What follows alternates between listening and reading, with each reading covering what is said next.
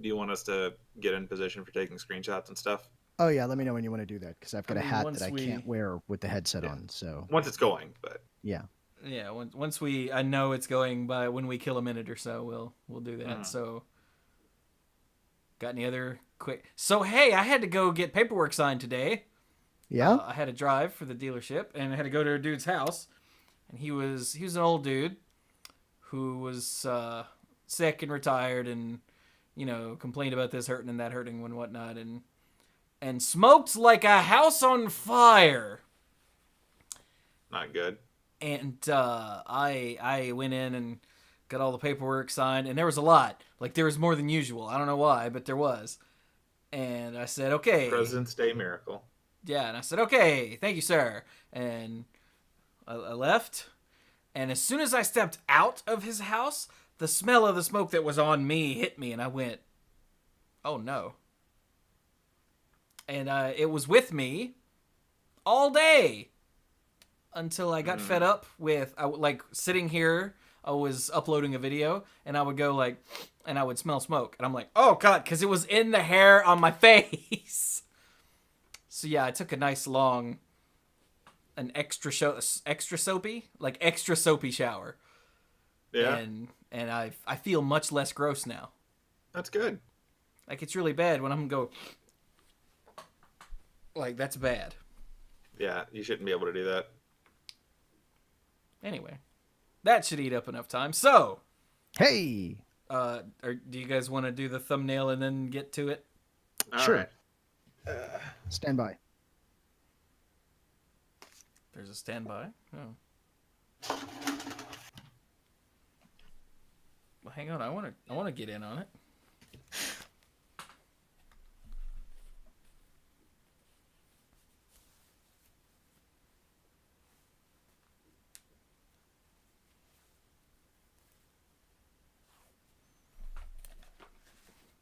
Okay, I have my Ryu headband on now. Excellent. Although, no, there we go. Cluze, did your... Oh, no, you blinked. Okay. Cluze, did your camera freeze? All right, here we go.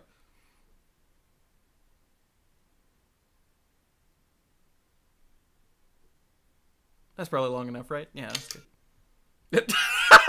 I just realized you had a zapper. What the hell? Yeah, dude.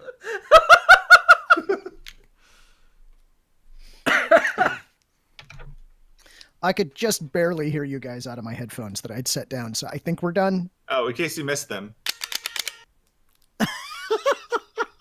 Still makes that noise after 30 years. Oh, that's great. And you know it's 30 years old because this is illegal now. It's not orange. It's also the gray one, yeah. It means All right. It predates Captain N. Was Captain N's orange? Yeah. Really? Huh. Captain N. I thought I remembered it being gray. Yeah, me too. Let's go look. Could be another thing that I remember wrong. I was going to say, it's just like the MSRP of PAX. No, that's orange in that picture. How about this picture? Yeah, no, it was definitely orange. I'll be damned. I remembered it confusing me because I had the gray one and I saw the orange one on Captain N, and then I realized that was a different one. Huh. I legit thought it was gray. Wow. Okay. I remember Captain N being good. Am I wrong? In some ways, and in other ways, it was still good. Yeah. Okay. There are a lot of parts of it that are was not good. Yeah. Everything with Mega Man or Kid Icarus talking was terrible. Yeah. And Simon Belmont. Simon Belmont in general was terrible in this. Yeah. I'm kind of glad they didn't get their stuff together fast enough to put Samus in the show. I don't know what they would have done with Samus. But it would have been a dude named Sam. probably. Oh, that's terrible. They'd always have the costume, the armor on. So, yeah. But, yeah. Other parts of it were great, though. A lot of the stuff that happened, the crossover for Legend of Zelda was fun. I enjoyed that. It appears that once upon a time there was a DVD box set of the complete series of Captain N the Game Master. Really? Yeah, I'm kind of glad that I didn't know that before today, because I might have bought it And I mean, I most of the didn't, stuff and is now it's out available of stock. streaming online. So That's just great. All I saw right. the Super Mario Brothers Super Show on DVD and like the clearance at a Walmart or something recently, and I'm like, huh, okay, that's still being made. All right, everybody stop talking. We'll start the episode. Okay.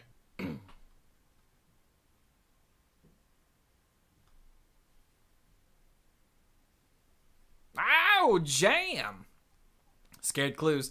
Hello, everyone, and welcome to another fun-filled episode of Monday Night Magic here on twitch.tv/themanapool, or also youtube.com/themanapool, or once again mtgcast.com. Sorta, kinda. It's more. It's there. It's more just the RSS feed. Like the site is there, but you should probably use the RSS feed. Which there will be a link down in all the stuff. Yeah. In theory. Anyway. So, I am Chewie, as it says directly under my name. Actually, over there, yeah. Yeah, over there. And then the one who doesn't know where to point is Squee, who it says under his name.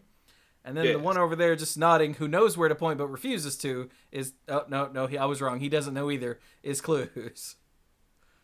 I'm the only one who actually has to know. It's over there. Hey, I got it right. So, hello guys. Hi. Cluze, are you laughing at the lyrics to the Super Mario Brothers Super Show? Yes, I in am. the chat? It's amazing. I just love it. Just like that. Do. Boom. All right, so let's.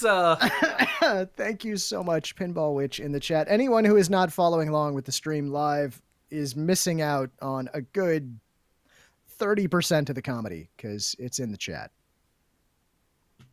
More if Stark's around. Nah. All right, so you guys doing all right? Yeah, I'm a little thirsty, but I got some water. So. Oh, I hear that's a good solution for that. Water is a good solution. Is it locally sourced? Or is it a good... Oh, wow. Which part of it is the water? You know, technically, alcohol is a solution. Oh, I have some of that right here. Yeah, don't drink that, though. No. I know what you've got right there. Do not drink 91% isopropyl alcohol. Yeah, that's not a good thing to drink. Yeah, don't drink that. So, tell me this. Do I get brighter when I do this? When you do what? Yes. I mean, now you're dimmer. Yeah, because I swap back. Apparently the show notes are just that bright. Yeah, so... They are. I noticed it when I alt-tabbed over. I haven't had this problem before. Does it do it for me, too? So if I go from here to here, is it noticeably brighter? Like, if you're looking at it, it's noticeable. Just slightly. Mine was way more noticeable. Well, I've got my monitor dimmed a bit, so... Okay. Well, you're going to know when I'm looking at the show notes, because I still need to. So. We have show notes? I mean, yes. Yes. Yeah. Okay. I'm now playing with minimizing my show notes, too, so it's... wrong button. Welcome to Show Notes, the show. Yes, where we talk about... We discuss show notes and best practices for show notes, which we don't follow. We have a Google spreadsheet thing. We do, yes. Our show notes are a Google Doc, essentially. Yeah. Anyway, okay, let's get to it, shall we? Yes, we shall. We have a few things to talk about this week that have happened since we recorded last week. That's how that works. That's how time works. So, first up, Nexus of Fate has been banned on MTG Arena in Arena Standard.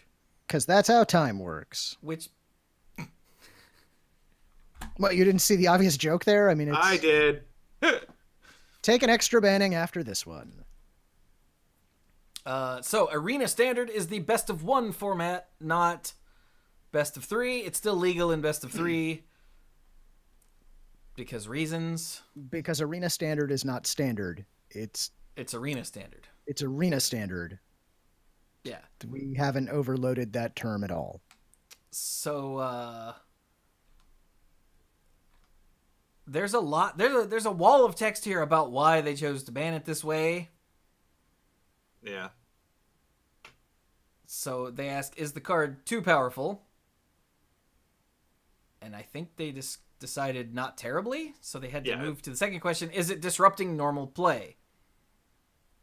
Yes. And the answer was, well, yeah. But only in best of 1. Why they didn't ban it in best of 3 is because they want to keep it as close to paper Magic as possible? Yeah. Why they printed it in the first place? I don't know. Sell boxes? Yeah. Directly. Yeah, I don't know. Didn't work on me. Maybe I wasn't the target audience for Nexus of Fate. That is correct, yeah. No. Yeah. But yeah, they acknowledge in here that there are certain things that you can do in paper Magic and that you can do in Magic Online, that's sort of implied, that you can't do in Arena, like state a loop and have it happen a bunch of times. You can't do that in Arena. So it just takes forever. Yeah. And that's not good. We've run into one of the issues that Arena will have to either eventually be adjusted to account for, or they may steer away from things that work that way in the future just to avoid this headache again. Yeah, the fact that in paper you can just say, well, Cluze can walk up and say, I'm going to need you to advance the board state. That's right. I'm going to need you to make a play. Well, I mean, with Nexus of Fate, you are making a play, but... Okay, sure. Yeah. But if you're not doing anything at all, then that's a problem. And this really comes down to you're just recasting Nexus every turn because that's the only thing in your deck. Like, that's the problem. Yeah. Like, in normal play where you cast it 2 or 3 times in a row to take more turns to dig further into your deck or whatever, like, that's okay. As long as you're, there's something else to do and you're trying to get to that. But when your library consists of 3 or 4 copies of Nexus of Fate that you just cast every turn so that your opponent never gets another turn, but you don't have a win condition, your hope is that they will get pissed off and concede. That makes you an asshole, and it means you're doing it wrong. And if they see that, they're going to work. They're working on ways to figure out people that are doing that and like giving them bans. Yeah. But it is admittedly drawing attention to a greater flaw in the system that is either going to have to result in more Arena best of 1, like Arena standard only bannings, or adjustments to the system to allow for this kind of thing under better circumstances. And that's going to be a problem that I'm sure they're already trying to figure out the best solution for. Yeah. I have a philosophical question. Okay.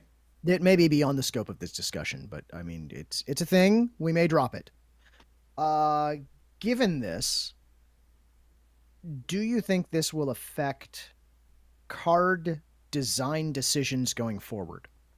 In other words, will you see fewer things that could be abused in a loopy sort of way on purpose, not because loops are bad or dumb or we hate loops, but because it would not work right on Arena, so let's just not do it? I think I would expect that. Yeah. Because they changed the way they made paper cards around Magic Online before. And they've changed some things so that they work better in Arena already. Yep. Like, because Arena's not dealing with the giant backlog of old cards that did this all the time, they kind of have the ability to just do that going forward. And I wouldn't be surprised if, assuming they don't sort out another way around this kind of problem, I wouldn't be surprised at all if they got rid of cards that relied on someone walking up and saying, I need you to do something different. Because if a computer can't tell and you're not going to put in a chess clock, then here we are. Yeah, the problem is that it's legal within the framework of Magic Arena, even though it's not legal within the framework of playing Magic, because the computer running things doesn't know the difference. Yeah. It's not like you can appeal to a digital judge to look at it, and yeah, I don't see that ever happening. So, yeah. So I think that I'm hoping this is just a short-term solution until they figure out how to ban the underlying or how to fix the underlying problem. Yeah. Well, what they should have is, do you remember back when, God, was it Windows 95 launched? Do you remember Clippy? Yeah. Yeah. Could we have Clippy pop up and go, I see you're playing Nexus of Fate. Would you like me to ban you and send you an email saying you're a jerk now? With yes and yes. Those are your two Except choices. instead of Clippy, we could get like a little chibi. Oh! We could Chibi get Fiddletip? the Jace marionette pop up and be like, "Hi." Ugh. I think it would be funny if it was like a little chibi Tybalt popping up because he's the paint artist. And you, for people who don't know who Tybalt is, it would just be this little dapper devil with like a shiv, and that would get your attention. Yeah, it would. There you go. But anyway, so That one's free, Wizards. You can have it. I've seen a lot of ideas kicked around. Like for one that sounds okay until you think about it real hard is that for every turn you take in a row, your actual play clock is shorter. Which, if integrated properly, could work. Like your fourth turn in a row is only half the length of your first turn, so that it's not just an endless loop. Yeah.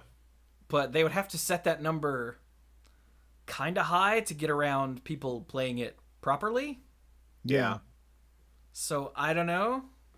I think the other issue is that if we're going to operate on the assumption that this will mirror the behaviors of paper magic when we don't have those things in place, then we're going to continue to have other corner things like this, because the inability to just declare a loop and go with it cuts off an entire chain of how Magic the Gathering has worked in the past.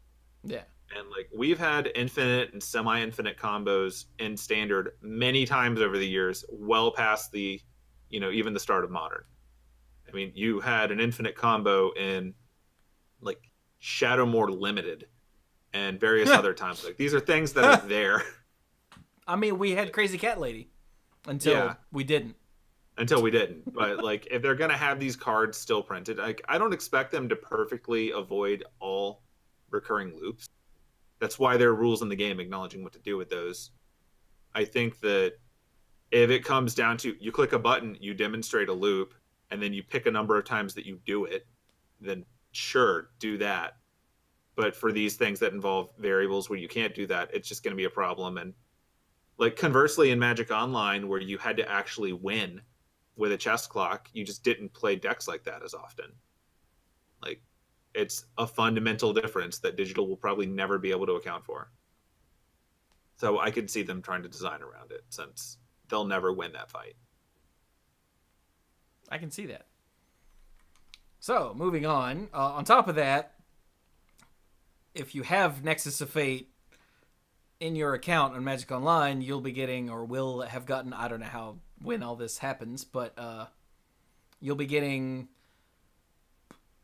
here it is, Mythic Wildcards, equal to the number of Nexus of Fate you own. You're not losing the Nexus cards, but you get wild cards in addition. So, hey, cool. And they're also changing the in-game store bundle that used to come with Nexus of Fate. Now it comes with Omniscience. Even more science. Which seems weird. I think it was because it was another blue mythic from the same set, so it was easy to do. I guess, yeah. But yes, also of note. Yeah. Also of note, the wild cards that you will receive, there will be no in-game notification of this. You will just get them. So correct. Don't look for the message. It's just gonna happen. Sort of like when you enter in any of those codes that they give you, it just is like, all right, and it doesn't tell you what you got in that from that code. It's just like cool. So, still in beta. Still in beta. The other thing of note, they mention in this banned and restricted announcement for MTG Arena, when it comes to future bannings and restrictions, we intend to follow the cadence set forth by Wizards' play design team for both traditional formats and Arena Standard whenever possible. So it's not like every week you're going to have to go, okay, what'd they ban this week? They're going to try to not do that. try. When in doubt, don't be Yu-Gi-Oh. Where? That's good advice. Oh, here it is. Okay. So, yeah, there you go. If you're playing Nexus in best of one, don't, because you can't. There you go. Yeah. I don't know when this was supposed to take place. Is it already? Effective date, February 14th. Okay, yeah. Last So, Thursday. Yep, that happened. the day that it was announced. Okay, cool. Yep. All right, so that was that. Moving on, there's another thing, and that's judge shirts. Now, Wizards has made it perfectly clear that they are pulling away from all tournament stuff except for the Mythic Championships and stuff like that, right? Yes. Yes. So, last year, right? Last year? Whenever it was, they handed off GPs to Channel Fireball events. That worked, so now they've decided to pull back away from everything. Coverage, judge shirts, that's all. Yeah, I That's think all the Wizards judge pulling away. I think the judge shirts thing may have a slightly different but related underlying cause. So, do you remember a couple of years back when there was a lawsuit about Yeah. Hey, I judges found out that as- was actually settled. Oh, was it? Yeah, it was. There was a motion to settle due to. Oh God, there was a link sent to me that. Due to issues? No, it's not a Magic Online thing. Okay. Gotcha. There was like the class wasn't properly set. No, that was the other. That was the other lawsuit. Hmm. I can't Okay, well, remember what the actual thing was, but there was a motion to settle, and apparently the lawyers got the vast majority of the money, like you'd expect. That's how that usually happens. If you ever stumble across that link again, you want to ship it my way because I'm actually interested in how It's all that shook out. If you go to the Manipool Discourse server and do a search Yeah. for lawsuit, I think you'll find it. It was a link All that, right. that Cap sent. It was a link to the. Well, Was it I in will Florida? do that right after I make this point. Okay, make your point. Yeah, so there was that lawsuit a few years back that was about judges essentially claiming that they were de facto employees of WotC, and WotC was like, "Oh no, you're not. We don't want any of that. Thank you very much." And it was around that time that judge compensation stopped coming from WotC, and judge foils kind of fell apart. I mean, they still exist, but not in the form that they were originally. Mr. Curl? They probably still curl. I cannot Okay. actually, I can't tell you for sure, but I'm gonna guess. Yeah. Okay. I suspect right around the time all of that started to go down, someone somewhere said, you know what we need to do? We need to stop giving them uniforms, because there were lawsuits at McDonald's about that if you were provided a uniform by McDonald's, those uniforms were originally provided to the franchisees by McDonald's corporate. And so there was a lawsuit that essentially said that the employees of a McDonald's franchise were therefore employees of McDonald's, the corporation, because McDonald's provided uniforms. And I suspect some lawyer somewhere went, yeah, that thing you're doing, stop doing that. Like, seriously, I need you to stop doing that. I can see that argument. And so I feel like there was, and I'm sure Wizards getting less and less involved in the actual running of tournaments does have something to do with the shirt change here, but I think this is also a facet of it. Well, it does also, note that. Go ahead. Well, it also notes that Wizards is still going to manage Pro Tour staff shirts. Right. And I haven't looked closely at Pro Tour staffing, but I wouldn't be surprised if that was something they were willing to take a little bit closer than. Well, in fact, independently run events. When you are on staff for a Pro Tour, at least in the past, I never was, but I know people who were. You essentially signed a contract to do that with Wizards. You were contracting directly with Wizards to do it. Then that makes sense. And so that is a completely different beast. I do know one thing for certain, and that is that we will probably never actually know the details of why this decision was made. That's what I'll say. All right, then. But anyway, the functional stuff that you need to know, if you are a judge, you probably already heard this and you already know it. And you don't need us to repeat it. And if you aren't a judge, but you kind of want to know anyway, Links in the show notes. links in the show notes. But the cliff notes, the black judge shirts, they're still there until they run out because they still have some. But as soon as those are gone, they're gone. And shirts from then on will be handled through Channel Fireball. Channel Fireball is going over to a polo style shirt. They won't have the Channel Fireball logo though. Incidentally, they state that directly. And judges will need to purchase the shirts themselves. So Channel Fireball is not just going to give you shirts; you got to buy them. But you won't be required to wear them. You can instead wear shirts that are similar to them. Look, Is this there's sort of like a lot the Target thing where as long as you're wearing something vaguely burgundy, you're fine? Yeah, so as long as you're Probably. wearing khakis and a red top, everything's cool. Yeah, it'll be something like that. Yeah, I don't know what it is, but until I see more details, I'm going to assume that you actually have to wear the ridiculous shades and fake mustache that LSV had a long time ago. Nice. That's just my assumption as to what the dress code is until they tell me otherwise. And as always, more details to come. Da-da-da. So, yeah. I don't think this is a big... Wizards just trying to get rid of judges. I think they're trying to shift their relationship with judges so that future lawsuits like that will have zero foothold. Yeah. Which is understandable. Yeah. Incidentally, I do have an objection to it. Not a fan, just in case you're curious. And it's not because of tradition, and it's not because I was deeply in love with the Judge Blacks. My complaint is that polo-style shirts almost never have pockets. And at least the Judge Blacks had a pocket that you could put pens or a notepad in, which was nice. They did? This is particularly important for, believe it or not, this is particularly important for women judges because most women's fashion have no pockets in the pants. So at least they had the one pocket in the shirt, and now not as such. This was the very first thing that Dr. and Mrs. Dr. Cluze pointed out when she heard about this.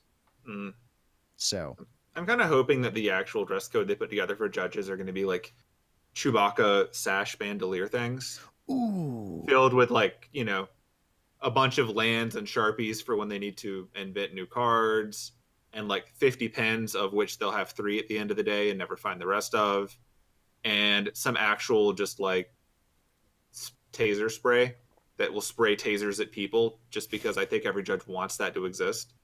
Ooh, and smoke bombs so they can disappear at will. That'll teach Will. You know what the taser's actually for, right? It's for if you catch anyone putting trash in the table tents, because those are not trash cans. The trash can is literally like right there. It's 3 steps from you, buddy. Could you not cram those into the table tents? They won't be able to once you shut down their nervous system with electricity. That's right. So this is a thing that I hadn't seen until just now. The question is, what does the shirt look like? We don't know yet. Not a clue. We've been told that there will be a color change in response to feedback that the Judge Black tends to blends in with the crowd and decreases visibility, which that's fair. Makes a lot of sense now that I'm seeing that. Yeah, my assumption, neon green.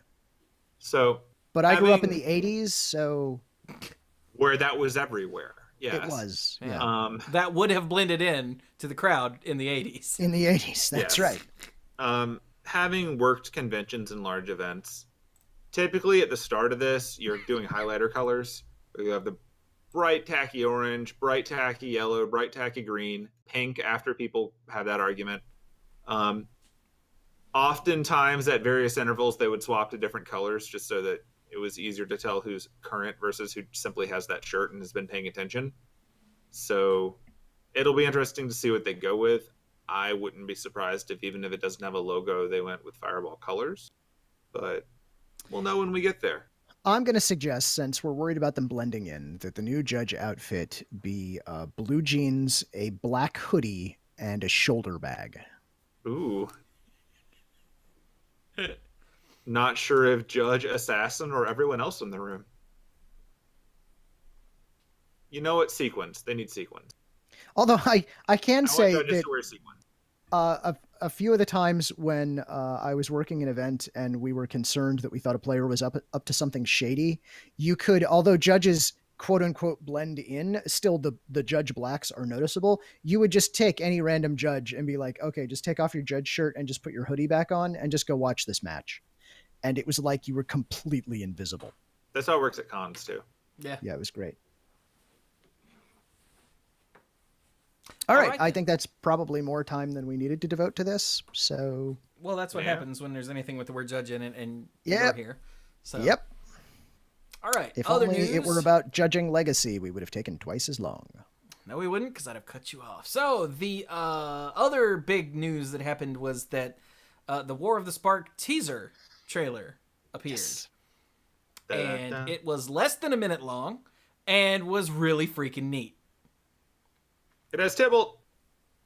Spoiler alert. I mean, technically, sure. But Look, when else do I get to say that? and that's true. But it's really neat, and you should totally go look it up and watch it. I'm watching it now. Good for you. I don't want to show it As soon as on the Cluze stream, disconnects, so. we'll know. But yeah, so that's the thing. You should totally go watch it. It's very, like I said, it's less than a minute long, and it's very symbolic. It's not like, here's the character, and here's another character, and here's some scene. No, it's none of that. It's the first teaser in a while where it didn't look like they just took cards and made them hit each other with special effects. Yeah. So that's kind of cool. Yeah. And apparently Wizards contracted a bunch of YouTube content creators to like make reaction videos to it. Because Is that why there were all of those? yeah, and that's why they all came out immediately. Yeah, I bet. So yeah, that's dumb on Welcome just to everyone's modern part. marketing. Yeah, like on everyone's part, that's dumb. On Wizards for coming up with it, on the content creators for going, sure, I'll do that. Hey, look, if WotC had contacted me and said that they wanted me to do one and they were going to give me, I don't know, a cookie for it, I would probably do it. I like cookies. I would have demanded some amount of money. They would not have gone with you. Yeah, no. But yeah, the link is in the show notes, of course. Of But course. hey, I have a legitimate reaction to that video. For free? Sucker. It was pretty good. I enjoyed that. That's how far I got. Yeah, it was neat. Yep. Go watch it. So, okay, moving back to more actual news. This is a thing. The Wizards Magic EU account tweeted, as a test across EU regions on 4/27, which is Saturday, all War of the Spark products will be on sale during pre-release. Also, the worldwide release is still on 5/3, so May 3rd. And due to the big mess in London, GP pre-release and all that, Yeah. the WPN stores in the UK, and I guess IRL means Ireland and not in real life. It could be both. Okay, all UC in real life stores will be able to schedule and run a pre-release on April 26th, which is Friday.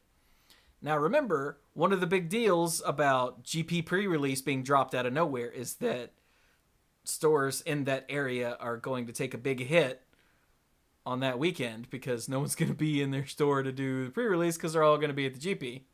Yeah. The Magic Fest. The GP tournament at the Magic Fest, yes. Very well. Jesus Christ, Cluze. Yeah, look, that feeling that you're having right now, I have that feeling every time I think about this. I wanted to share it, so go ahead. It's still a GP. The tournament, as I've said a million times since that announcement, the tournament itself, this is for all of you out there, not just for Cluze. The tournament itself is still the Grand Prix. It's still the Grand Prix! Yeah, and when I tap a mountain, I add 1 red to my mana pool. You do. It just doesn't say that on the card. It actually hasn't said that on the card in years. I'm just saying that I do add it to my mana pool. You do. It's still part of the game. It's just not written on the card anymore. It's still a Grand Prix. And I think of you every time I do. The whole thing, which you should. The whole thing is the Magic Fest. The tournament is the Grand Prix. Okay. Now, this is going back to the actual news at hand and not wanting to stab Cluze in his face. Wait, I'm pretty sure we always want to do that. But I mean, like, right now. Like, acutely. I see. Yeah. Okay. So, the Magic Fest itself starts on Friday, but the stuff that happens at a Magic Fest on Friday doesn't really matter. As chat is already pointing out, well, it also starts on Friday. Well, yeah, but have you ever been to a GP on Friday compared to the GP on Saturday? There's like an order of magnitude difference in the number of people that are present. Most of Friday's job is check-in, and sometimes there's some side events or win-and-in type things. The claim is that the main event is on Friday this time. Wait, what? According to the chat, the main event is on Friday this time. There are 4 flights. Oh, right. This one, they did split up over flights. Yeah, at least one of the flights. Like, I think there's the Friday-Saturday version and the Saturday-Sunday version. Hang on. No. They're all being merged into one big day 2 on Sunday, from what I understand. Hang on. Let me go Friday, Sunday, and Saturday, Sunday? Let's go to The lobby. GP pre-release. Here we go. Hang on. I'm consulting last week's Monday Night Magic show notes. What? I know, right? That's why I put links in the goddamn show notes. Okay. Running 4 flights to qualify for day 2. There are 2 flights on Friday and 2 flights on Saturday. Each flight is 7 rounds, and every player with 18 points or better continues on to a combined day 2 on Sunday. Huh. So, yeah, half your opportunities to get in on Sunday or on Friday. That's confusing in and of itself, right? A little bit. Look, Okay. everything about this particular event is You are basically But, is a word I can't say on Monday Night Magic. The main Clown concerns that I've fiesta. seen have been that, like, it's good that they're trying to do something, and maybe due to the timing and options available, they can't do anything that's super helpful, because having the ability to do pre-releases on a work day is probably not as helpful as what everyone has wanted, which was a week before. But it sounds like they can't logistically do it a week before, so this is what we get. Yeah. So That's that. what I was getting at when I started this whole thing was that this doesn't like alleviate the problem, but at least it's something. It's an acknowledgement that there is a problem. Well, without acknowledging it itself, yes. Without explicitly going, yeah, we screwed up and screwed a bunch of stores. Here is a breadcrumb. Yeah. But I expect that most of the stores that are affected by this will just replace that night's Friday Night Magic with a pre-release Yeah. in an effort to get anybody in.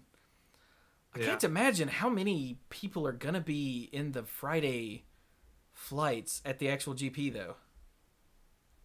I mean, if you traveled to London to do it, you're probably already there. Yeah, okay, that's a good point. Hey, Magnus just subbed for 17 months. Thanks, buddy. I didn't hear it pop. Did it pop for you guys? And I know you did two not didn't hear it. Yeah, I Okay. know. Yeah.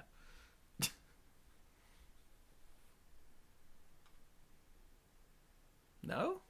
Huh. Okay, that's weird. 17 months is almost like twinsies. Almost, yeah.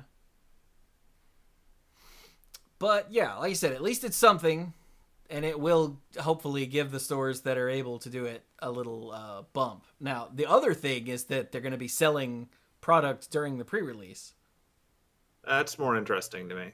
in the Yeah, EU although regions only. only I was going to say only there and only during the event that weekend. It's not like they get to just start selling a week early. It's just during the weekend, I think. Yeah. It's sort of like the whole you can pick up your pre-order box at the pre-release, but not on Monday. Right, which Yeah, we know you ran into that. I head did. on. I just think that it's dumb. That's because That's it's what I'll dumb. say. Yeah. Okay, all right, fair. The very likely thing going to happen here is, as they said, as they test across the EU regions, they're testing the validity of waiting between the pre-release. Whether or not that was the intent, that's kind of what they're doing. Yeah. And I wouldn't be surprised if this was a slow transition to simply having the pre-release becomes the release, and there's no longer a week delay because all of digital has it before the pre-release. That entire week of not selling it is kind of weird now by comparison to the Elden days when it was you go to your regional pre-release and then a few weeks later you can actually buy the product at a launch party or a release event or whatever the name was. And then a few months later you could play it on Magic Online. Yeah. Like now that they've kind of flipped the whole schedule on it, I wouldn't be surprised if they just sort of consolidated it all the way down to, and then there's the release event, which has cool promos or something. But you can also just buy it because aside from product availability, there's no real reason to wait. And product availability is probably the only reason they're like, you can get it on the weekend and not just Monday to Friday because they need the next shipment to come in. So, Possibly. I don't know. Pinball Witch has a good idea, so they probably won't do that, but it's a good idea. Maybe they'll do a local game store release and then the week later have the big box release. That would be awesome. I don't see them doing that because it would be awesome. Happen. Yeah. Given their track record for the last 4 months or so, no. I think it might be the opposite of that, in fact. Yeah, they might give Walmart and Amazon the week early release. They'll probably sell it themselves via the internet, like they already have announced that they do, before they give it to anyone else if they're going to start doing weird stuff like that. Yeah. Because they're now directly selling to you. But none of this has been said. Wizards isn't directly selling to anybody. They're except gonna. for the Mythic Edition thing. Right? No, they sell product now. Where? Was it Amazon or eBay? I don't remember which. Yeah, sorry, Hasbro is selling product now. Right. But That I was don't think only Squee's for making Mythic this Edition. up. That wasn't like a thing that they're doing. No, I thought that was a thing that they're doing. Is it? I thought I that was thought the so. point. Like the Mythic was the test run, and now they just do it. I don't know. Somebody feel free to look into that, because Yeah. that would have rung bells for me at the time, and I don't remember those bells being rung. But anyway, this is another thing we spent way longer on than we should have. Yeah. That's fair. Carry on. All right, so here is a strange announcement from today that has caused lots of speculation from people that don't know, ourselves included. They're no longer doing manufacturers' suggested retail prices on Magic products. Yup. They say they're making this change to streamline their communications around new products. And I don't understand that statement, but MSRPs are not favored in many parts of the world, which has led to some confusion among our global player base. Which, wasn't it one of you that said that MSRPs weren't a thing in... Was it one of you guys, or did I read that somewhere? I must have read that somewhere. They're not a thing in other parts of the world, I forget which. Could be. I mean, MSRPs don't mean anything now. So. Correct, yeah. But this I don't understand. He says, this isn't some big disruption to our products or the company. Probably true. We believe that the elimination of MSRP will simply help us communicate better to our players and the places where those players shop. How is less information going to be better communication?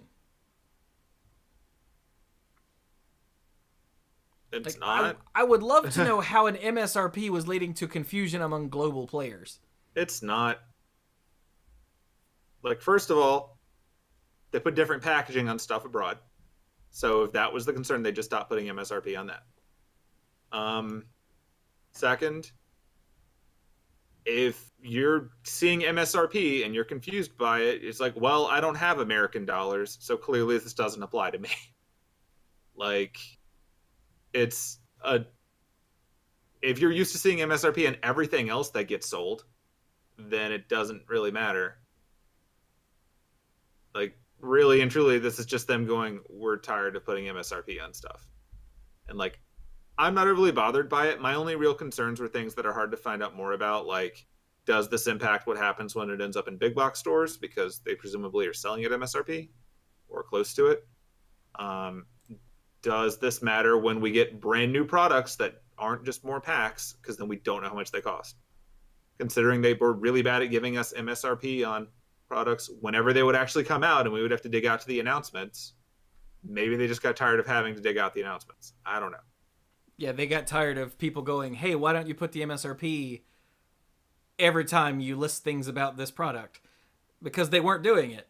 But it's not like now they don't have to do it because they already weren't doing it. Yeah. So, this is going to screw up the what you guys see, but sorry, that can't be helped. We're going to go over here to the Monday Night Magic page where Mr. Kim Ho had some ideas that I just want to read off because these sound pretty good. It says MSRP hasn't increased in over 10 years, which as far as packs go, we looked, it was 06 was the last time they increased to $3.99. Okay. Apparently, the price for LGSs to buy them from the distributors has gone up over the years, but the MSRP hasn't. So the local game stores are essentially just eating that price increase. So, you might want to minimize your Discord window. I can't. I have to read it. Ha, sucker. That's where I'm reading this from. Yeah, I know. It's just funny. It looks really funny on the screen. Yeah, like I said, I apologize for how this looks, but it's the only way I can read this. Unless one of you two wants to go run over this real quick, but... He also points out that enfranchised players don't buy booster packs. Which, not as much. Like, enfranchised players buy singles more than they buy booster packs. I don't know that that's true. I mean, they're more likely to buy singles. Who don't buy boxes. Sure. But I also know a lot of people that buy packs like they're drugs still. And I would also consider them enfranchised. Okay, maybe enfranchise is the wrong word. Yeah. But yeah, like the main thing that people are complaining about is, well, now local game stores will just be able to charge whatever the hell they want. Look, they still have a price that they are paying to the distributors, and they're going to mark it up something similar. You might see a small price increase at your local game store. Do not lose your mind about this, because they've got to make money somewhere. Chances are that it should have been raised long ago, but they felt they couldn't because of the MSRP. Right. Because their costs on the back end were going up. Strangely, I do have a question that I don't know the answer to, and I don't know that anyone in this call or in the chat will necessarily know the answer to this. Were stores required to sell packs at least the MSRP for new sets? I hope not, because mine didn't. Okay. Well, there's some data right there that indicates. I mean, it's anecdotal, but like the store that was near my parents' house when I first got into Magic, what I would go there when I'd come back home from college, and the guy there sold packs like 7 for $20. And that's definitely under MSRP, and that's part of why I bought so much Magic at that point. But like they just sell it for whatever they want, just like how when the various master sets would come out, the individual packs weren't usually sitting at the MSRP price. They'd be at whatever they wanted it to be. Right. So I wonder if psychologically this will hurt LGSs more than the big guys. And the reason I say that is the larger a company is, the smaller the profit margin they can have on any single item and still do okay. Yeah. And so your local game store is still going to have packs, with a reasonable markup from what their back end cost is. Whereas some larger retailers who shall remain nameless could probably sell them basically at cost and be fine, because of all the other business that goes along with it. Yeah. Huh. I don't know. Maybe that's just the cynic in me worrying too much. I don't know. I don't know, but obviously there are a lot of potential changes that this could have, and we don't know what those are because Nope. we just don't. So, for all the people that sound like they're doomsaying and know what they're talking about, they almost certainly don't. That doesn't mean they're wrong. They could be, but they also We might just not don't be. have that data yet. And they're just talking. So. Yeah. Oh, Jay Spencer says Walmart near him sells packs for over MSRP. Well, there you go. Yeah, Yeah. okay. Also, just as a side note, because I looked, Magic the Gathering is on Amazon directly selling packs and boxes. So, yeah. Oh, And that's so really this them because they is linked on to Amazon. it from Ravnica Allegiance page. In fact, before you even get to any set information, it's shop now at Amazon.com. Ooh, that's not good. So, yeah. Ravnica Allegiance. Let's go look at this. Boom. Oh yeah, right there. Look at that. Front and center. Damn. Yeah. You get to it before you can actually see any information about the set. Huh.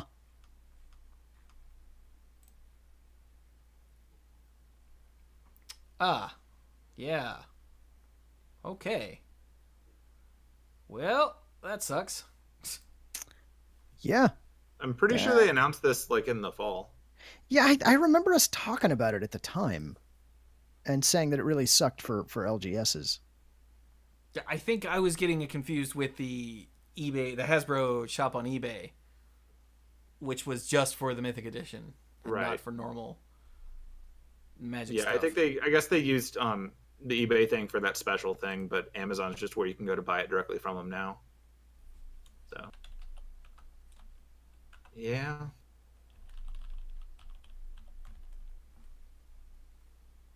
Okay then. So let's move on. Okay. Actually, the only thing left is tournament stuff, right? What? They still do those? Tournaments. Wait, is that Stuff. everything? Yeah. How have we been going for almost an hour on those like 4 little things? What is wrong with us? Because we're us. Oh, there is one other thing. Nexus of Fate is banned in Best of One in Arena. Oh, you're right. Time. Gotcha. That was a time joke. Is that how time works? I mean, don't think when so. it works, lazy concept. My understanding is that it keeps on slipping into the future. So World Forger in the chat is saying that he's got to pay $6 per pack. Where the hell do you shop? Because that's... Apparently in Yeah. Michigan. Yeah, if you want to name names, go right ahead. Like, that's in... Like, there's a difference between a little over MSRP to recoup some of your back end and 1.5 50% over. MSRP. Yeah. Yeah. That's both big name and LGS? Big box store? Really? What the hell is wrong with Michigan? Well, I mean, if the big box store is selling for that, I don't exactly expect the local game store to undercut it. Do you think suddenly they there's would the if they monopoly. wanted people to come in? Or maybe not. Anyway, okay, moving on. That's weird. All right, so let's do some Grand Prix stuff. So, Strasbourg happened, and it's limited. Nice. Yup. So 1,615 humans. how many? Oh, 1616. Okay. 1615. This is 1616 on right here on screen. Maybe one of them died. I don't know. Or was 1615 was what I pulled out of the standings. So Huh. who knows? Weird. Okay then. So it looks like oh, damn it. European GPs. How It's all you. do you say either of this guy's names? Yves Saleh? Maybe? Maybe.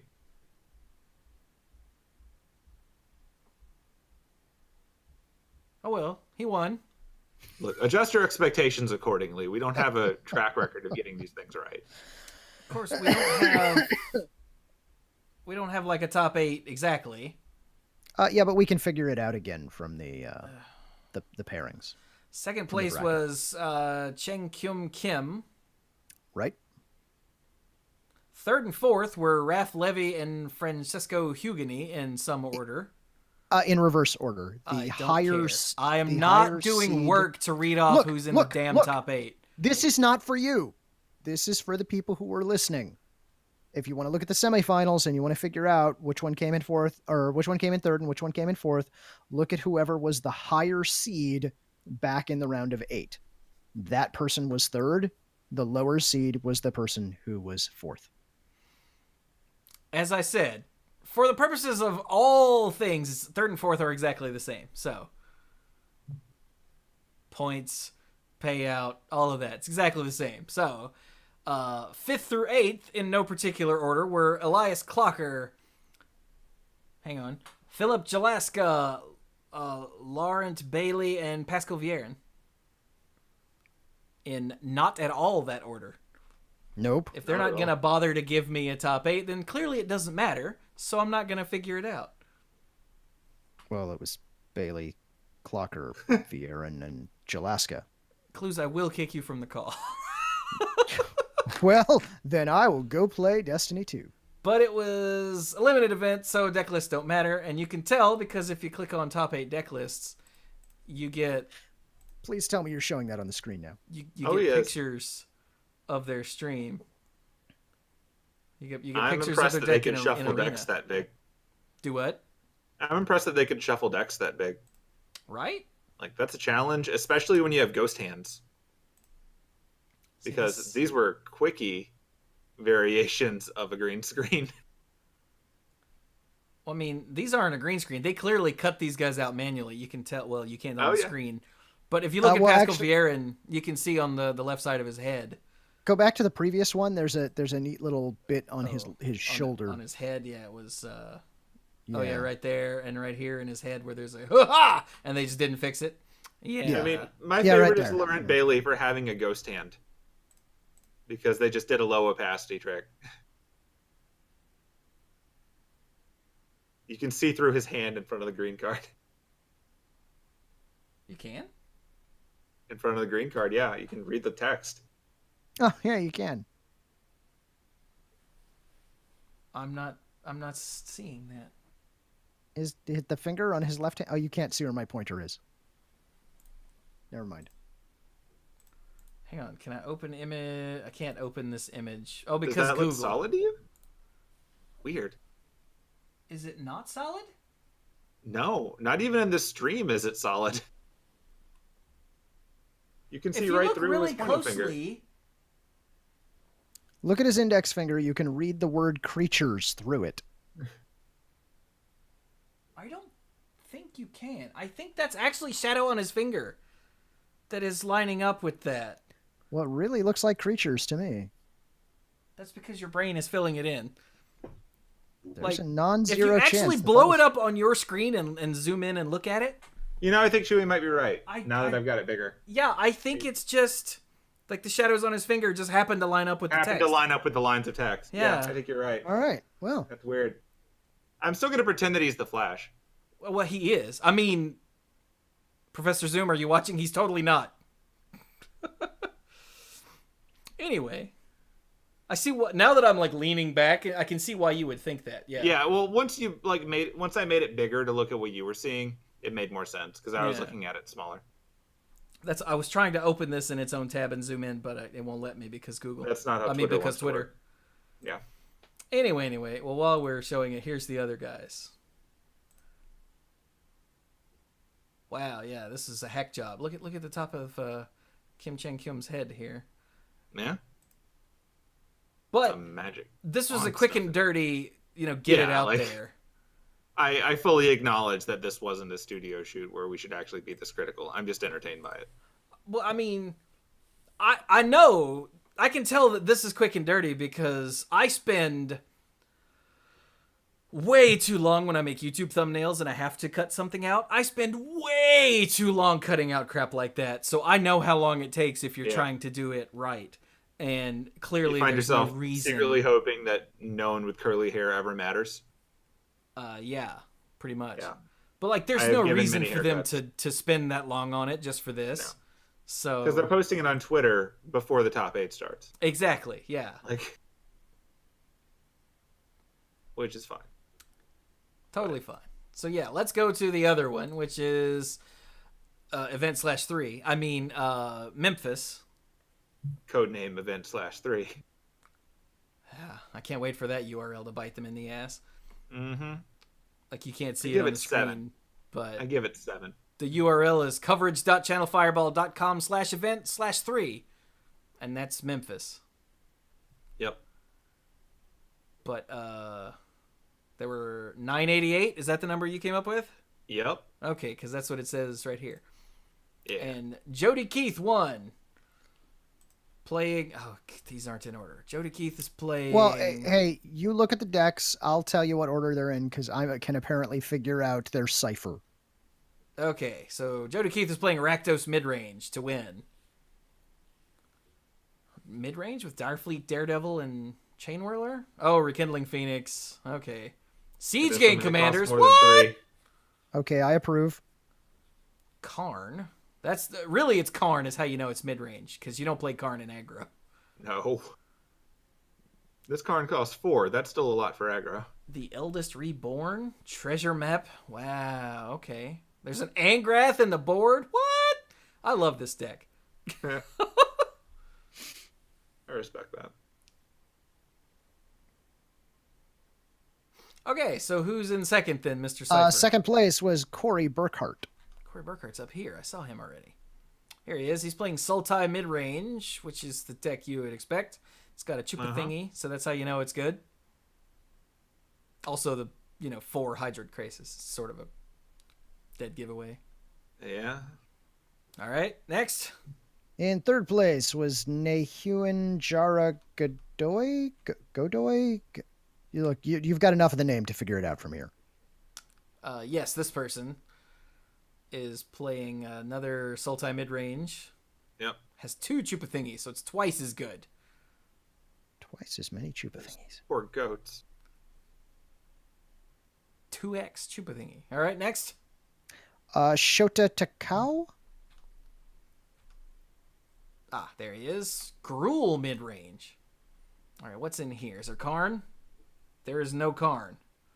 All right, what do we have? Daredevil, Chain Whirler, of course, Growth Chamber Guardian, Spellbreaker.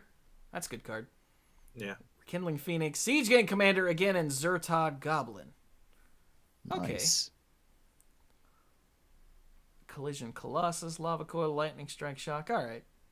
Nice bunch of burn and stuff. I don't know what Collision Colossus does. 6 damage to target creature with flying, or creature gets +4/+2 and trample. Ah, okay, cool. That's even harder to do on this screen. Look how tiny that auto card is. Yeah, it's a lot smaller. What is this auto card for ants? Could be. Or Tess.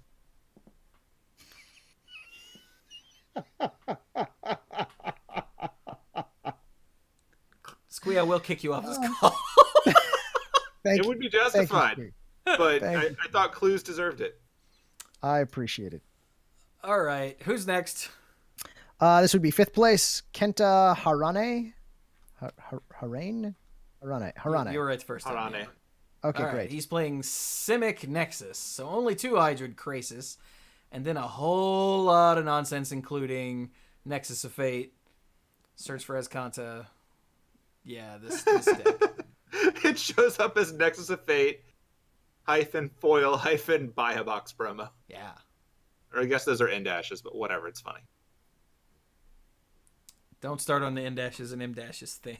It's fair. All right, next. I just think it's funny because they're obviously pulling it out of the store, so it has to just display that way. Next would be sixth place, Ellie Loveman.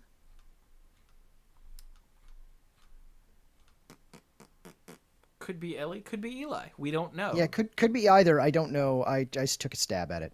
Mono white aggro. Yeah, this is the Boros aggro without that one red card. Yeah. So it's mono white because there's only one red card. Okay.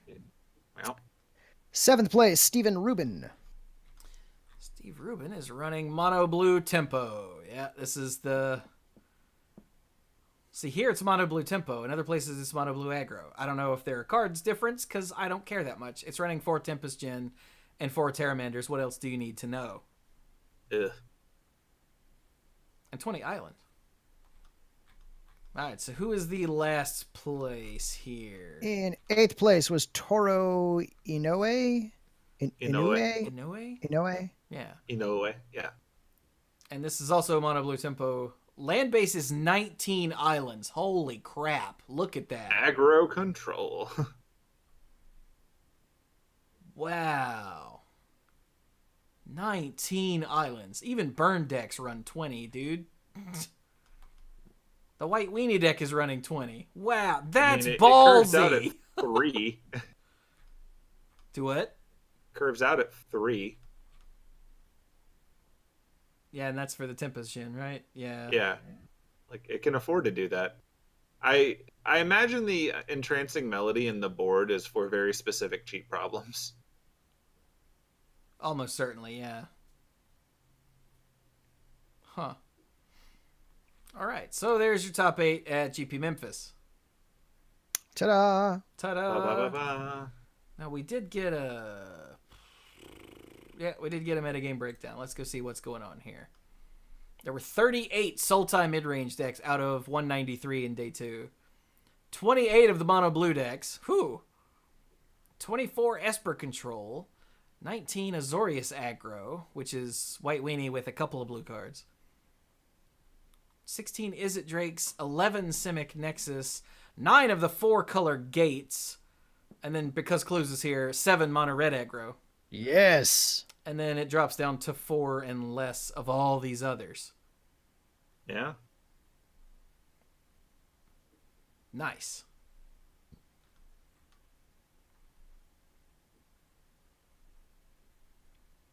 Okay, then. Wow. 43% of the meta in day 2 was aggro. Look at this. 29 was mid-range, 13 was control, and then 13 was Nexus, which is its own archetype. And then 4 were reclamation. 4 decks, 2% were reclamation, which apparently gets its own Evidently. archetype for some reason. But Wilderness Reclamation is... Yeah, okay. It's going to be in combo decks of some sort, so sure. Yeah. All right, then. So there's your GP Memphis coverage. Yep. And one more thing? Well, a couple more things. One more. We've got the FAQ for the first Mythic Championship in Cleveland, which is next weekend, this coming weekend. Yeah. It's going to be on Twitch, of course. Here's your coverage, people. But the formats. Remember, this is the same weekend as the GP. No, wait. No, that's London. Never mind. Yeah, London's a bit away. Wow, time is hard. This is how time works. You remember before the show, I was saying, oh, it's going to be Ravnica Allegiance. Why would they not use the new stuff? Because that's still 2 months away, idiot.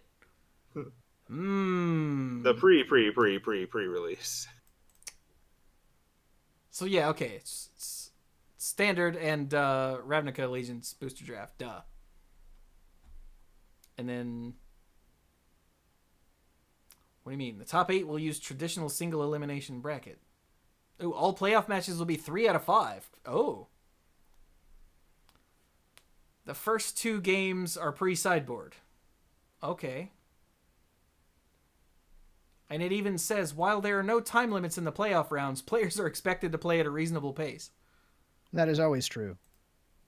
Yeah, why is that here? I think because they have to say it.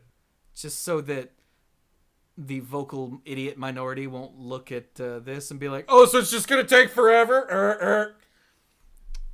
Because I those think people that's would. exactly the tone they would use. It is too.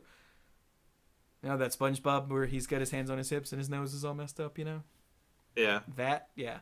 The thing that prompts people to type like they have a broken caps lock. Yeah. Yeah. All right, and then for the first game of each match in the playoff rounds, the player who finished higher in the Swiss rounds will choose to either play first or second, and then it goes the usual play draw. Okay. Yeah. So really, it's 3 out of 5, and the first 2 games are pre-sideboard. Is really the important bit here. Yeah. Got it. And then it's in Cleveland, and here's the massive $500,000 playoff. And yeah, or $500,000 prize pool. I read the word playoff up here and it screwed me up. So there you go. Start watching on Friday. Yay. For the very first Mythic Championship, which is really the gazillionth Pro Tour. Yeah. And people are still getting confused. Apparently, some official Wizards account called it the Mythic Invitational and had to delete that tweet and try again. Because even those people are confused by all the name changes. So if you're still not clear that Mythic Championship is Pro Tour and Mythic Invitational is another thing entirely, don't worry, they are too. So, like, how many people realistically qualify for this thing? Some 500 players. Yeah, well, I'm asking because when you were scrolling over it, I noticed the assumes 500 players prize is subject to change. I'm like, you should know how many people are in, right? Like, it's not like a who feels like showing up kind of event. Yeah, I think this is just lifted straight from the The old template. yeah, straight from the page where they announced these things. Probably. I think. Yeah, it's just weird when you see things like that. I'm like, is this for people to show up now? Like, I thought this was broken down. But yeah, that's fair. Yeah. They copy pasted. All right. So one more thing that we probably should have mentioned before the tournaments is that, hey, the War of the Spark novel is up for pre-order. And yeah.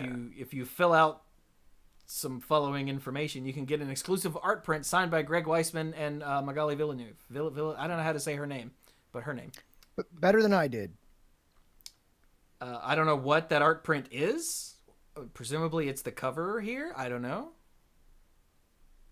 But sure. And since everyone's losing their mind, yes, the main character is this name right here. Teo Verada. And assuming that is this person right here. Because Gideon, Chandra, crap, who's the Kaya? It's like, who's the ghost assassin? I forgot her name. Other. And so Other is presumably Teo Verada. Presumably. But I know lots of nerds were losing their mind over that. So, hey, there you go. Oh, and Bolus. Don't forget, that's Nicol Bolas, right? The actual main character of Magic the Gathering? Yeah. Yeah. At the end of the book, can we get an epilogue, kind of like a post-credit scene of just Soren still stuck in a wall? You mean like the stinger after the credits? Yeah, I think halfway through the credits when they have to hype the next thing, then we'll get something a little more meaty. But then at the very end, Soren's like, "Still here, guys! Help me! Anybody?" Yeah, he's just like he's got the frozen carbonite pose, and he like lifts his head up and goes and tries to shrug, and then it cuts back to black. Bring a chisel. I tried to planeswalk, but it turns out you need to walk to do it. Why can't all vampires turn into bats? This is terrible. And he tells some dad jokes because that's what Soren is now. Wow. He's furniture. So...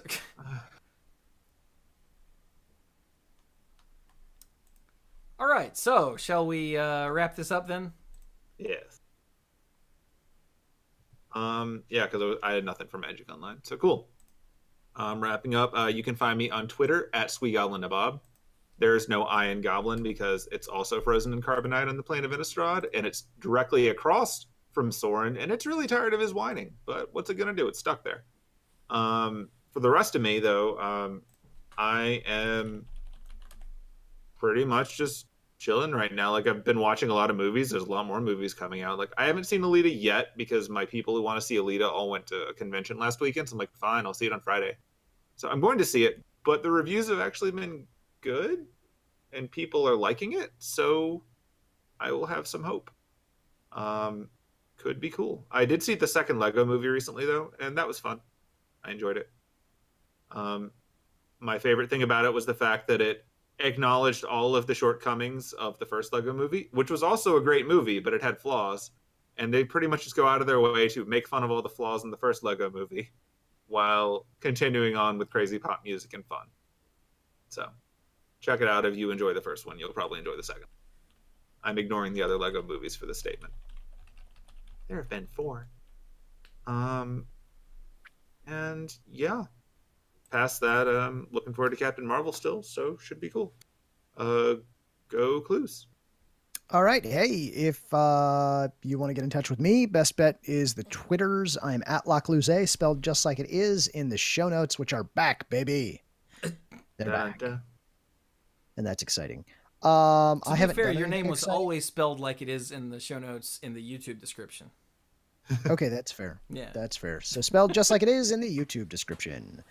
I haven't done anything exciting or seen anything exciting. Pretty boring. Have you been exciting? No. Did Have you you buy been- discount chocolate? No, I didn't. I Yeah, I failed didn't in that. either. I'm sorry. Have you been excited? Yes. Okay.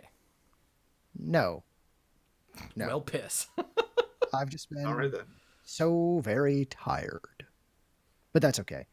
I too am looking forward to Captain Marvel. I'm definitely going to see it opening weekend. That's what I'll say. Ooh, Now that I've said that out loud, it's not going to happen. You realize that, right? you fool. Okay, good. Should have already bought tickets when you said it. Yeah, I should have, but I didn't. I don't know. Anyway, I guess that's it for me. Yes, that's it for me. Chewie, take it away. Where am I taking it? Away. Ah. Yes, well. Like away from the things of man? Haha. No? Carry on. Okay. Sorry. I went with a different reference. I really want to see Joe versus the volcano again, so. Mhm. So let's see. What's going on with me? Just streaming and YouTubing is what's going on with me. It's what you do. It is in the last, I guess, week. Let's see. Let me go consult The Oracle? I was gonna say the Book of Armaments, but that too. The Oracle at Delphi, yeah. All right, let's see. I streamed some Super Metroid, which was awesome. Not sure how good that translates to YouTube, but I streamed it for about 3.5 hours. Neat. I'll be finishing that at some point soon. I streamed some Hearthstone. I had an excellent Hearthstone stream for the first time since the last round of nerfs, and it was a lot of fun. And I played more Hand of Fate, which is the roguelike game with. You all right, Bill? I was seeing if my hand had any fate in it. Oh, okay. It's a roguelike game where there are occasional Arkham-style combat sections that is a lot of fun, and I'm up at the end, so it's very hard and stressful and borderline unfair, and I love it and I hate it. Roguelike. Yeah. Like it's been a breeze, and then it wasn't anymore. I actually died for the first time on stream, and I was like, "What? I'm supposed to die in this game? What the hell?" but it's a lot of fun. So those runs will be going up on YouTube at some point in the future. Speaking of YouTube, what's going up right now is some Slay the Spire, a lot of Smash Brothers World of Light. Some of that Hearthstone stream will be going up in the next few days. I recorded more Hand of Fate, obviously. So yeah, bunch of stuff going up on the YouTubes. Plurality. Pizza. Toopza. All hail the Zalord. Take off every za. Moves. You know what you order to go get a za. Carry on. Wow.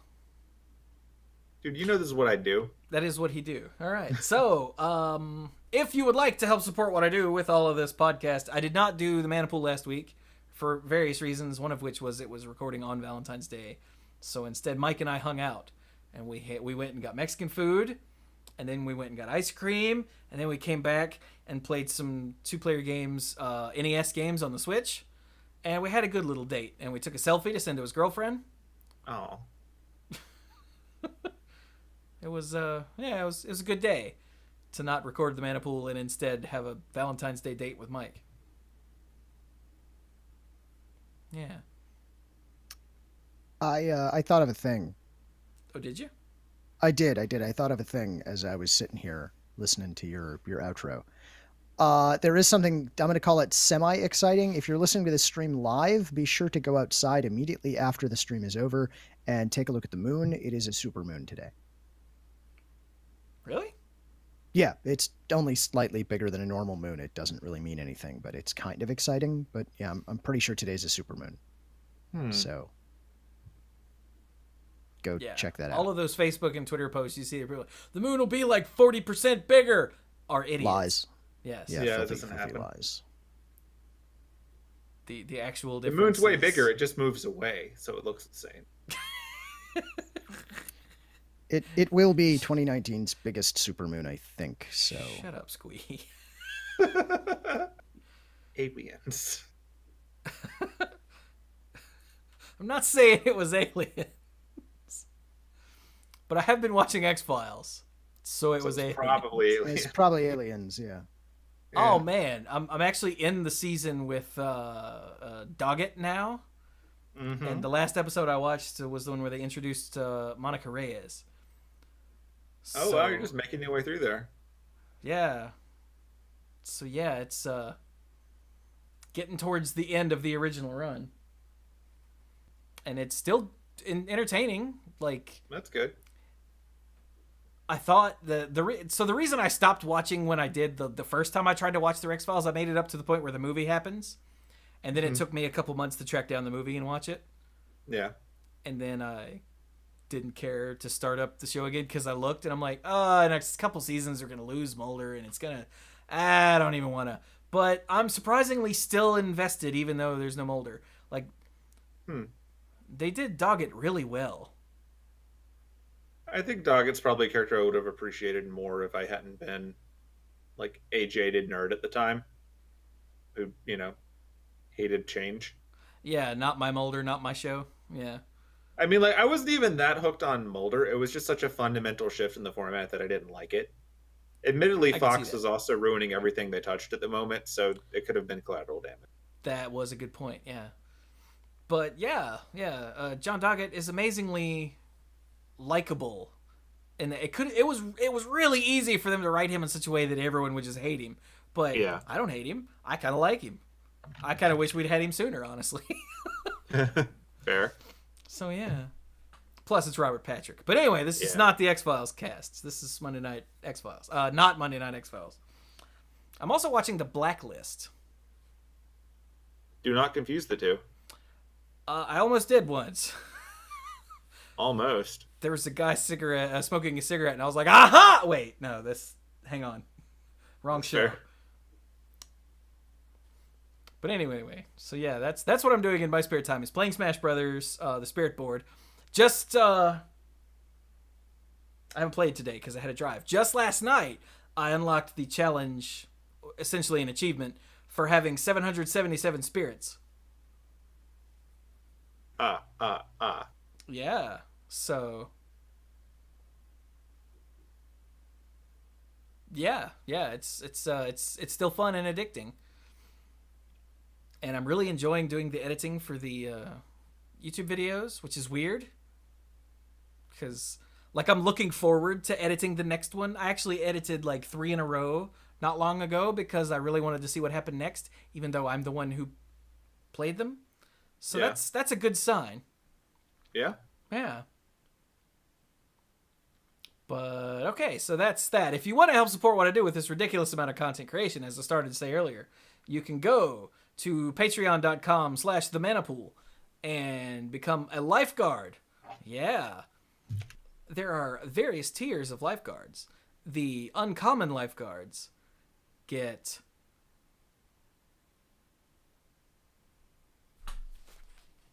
What in the hell is going on up there? Are you guys hearing that? No. No. You I just look took my crazy. headset off. What? No, you just look crazy. Okay, I'm so No. glad that you guys aren't hearing that. I've been doing this the whole show, is just randomly looking up and making a face, because I don't know It's if they got a ghosts. new dog or what, but it's just Or a worse insane kid. up there this tonight. Anyway, what was I saying before that was loud and scared me? Oh, Silver. silver, right. Uncommon lifeguards get a silver name in the Manipool Discord server, which you should totally join the Manipool Discord server if you have Discord. And if you play Arena, you should have Discord. And then you should join the Manipool Discord server. Huh? Now I forgot what I was saying. Right, they get the silver name No in the Discord dying. server. And they get early access to YouTube videos and Manipool episodes. The rare lifeguards get a gold name in the Discord server and also get the odds and ends. More on the odds and ends in just a second. But it's all the stuff recorded before and after both Monday Night Magic and the Manipool. It's uncensored and unfiltered. And the Mythic lifeguards get the sponsorship shout out on both podcasts and on the end screen for all the YouTube videos, as well as the early stuff and the odds and ends. Now, I would like to thank our Mythic lifeguards because that's part of what they get. So our Mythic lifeguards are Kim Ho, Al, Paul David, Lance Delicious, Timu Helazharyu, who refuses to let me call him by his handle because I think he enjoys my torture trying to say his name. Connor Kennedy, John Morris, Alex Gonzalez, Jeff Spencer, Stuart Slaw, PJ McMullen, Bosco Brittain. Nope, Sophia Brittain. Excuse me. The name hasn't been changed in here, but I'm supposed to say a different name.